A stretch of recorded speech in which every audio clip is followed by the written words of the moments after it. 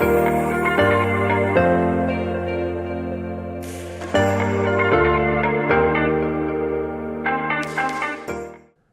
I'm Lazarow, the IBM Practice Director at Revelwood.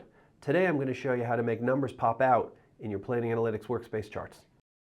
So what we're looking at is we're looking at a relatively basic view. I've got accounts going up and down. I've got some time going left and right. I've got some historical time periods. Well, what if I wanted to create a paw book and I didn't want people to have to look through all the numbers to look at the granular details? What if I just wanted to look at some single number to jump out? In this case, let's just pick the grand total. Well, the way that I could do that is relatively easy. I'm going to turn on edit mode so that I can manipulate my paw book. And what I'm going to do is I'm going to make a full copy of the existing view. I'm going to click on the option for duplicate. I'm going to drag the duplicate item over to the right. And now I've got a duplicate view. The visualization that I'm looking at for this view is an exploration. And what I can do is for the duplicate, I could change the visualization to one called single cell. And all I do is click on single cell. And what the system did is it converted the entire grid into a single number. Well, in this particular case, the single number that's appearing is the number that I wanted. But if it turns out that there was a different number that I wanted, I could go into fields. I could change it to say, maybe I want to look at a different time period or a different account or a different something. Just like a standard chart or a standard visualization, I can use the fields to determine what specific number do I want to see.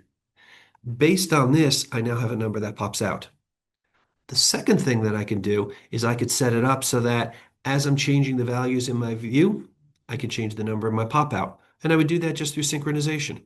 So within the Properties tab, I'm going to turn on synchronization. I'm going to synchronize the hierarchies in one. I'm going to synchronize the hierarchies in the other. And now within the two, they correlate. So that if I were to change the value associated with my department, when these chart values change, my pop-up number changes. Now, the great thing about this is we just created a single cell. We just created a pop-out. The not so great thing is this is kind of ugly. It's really just a giant number. And if I really wanted something to jump out at me, oh my gosh, does this jump out at me? But what I can also do is I can also change the look and feel of it. So I can go into formatting. I can go into properties. I can go into something like maybe under general, under appearance, I can add a title. So I show the title. I could just say pop out number, or maybe I could have said total expenses or grand total. I also have the ability to do standard formatting where maybe I make it bigger, instead of size 16, maybe I make it 26. Maybe I make it so that it's going to appear in red or some other kind of a color here. This gives me the opportunity to change the values that I'm looking at from a look and feel standpoint. I also have the ability to change the number itself. 17,826,282. That's great, but that doesn't jump out. It's hard to read. So we also have the ability within custom, we can go to exploration features and I can make some changes.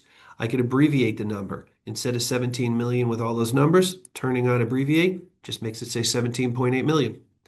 I also have the ability to say I don't want it to appear in this box. I don't want to make it look like a cell. And I can turn off the ability to show as a cell. And these kinds of formatting, this kind of functionality now makes it a little bit easier to read. The last piece that I would want to change, like I joked about before, this really jumps out at you. Maybe you don't want it to jump out that much. Maybe I want it to be smaller. So if I resize the widget, I now have the ability to make something pop out. I could put boxes around it. I could change the colors. But as soon as I turn off edit mode, I now have a pop-out number so that as I'm exploring through my view, when numbers on the grid change, this changes. This gives us the ability, this gives us the opportunity to now create dashboards with numbers that jump out. Maybe even create a dashboard with just a few pop-out numbers or just a few KPIs. And then from there, we can use that to navigate down to some of the details. Thanks for watching today's video. I hope you learned something new about creating paw charts. If you have any additional questions about paw charts or anything associated with your planning analytics environment, please contact us at info@revelwood.com. And please also visit our website at revelwood.com.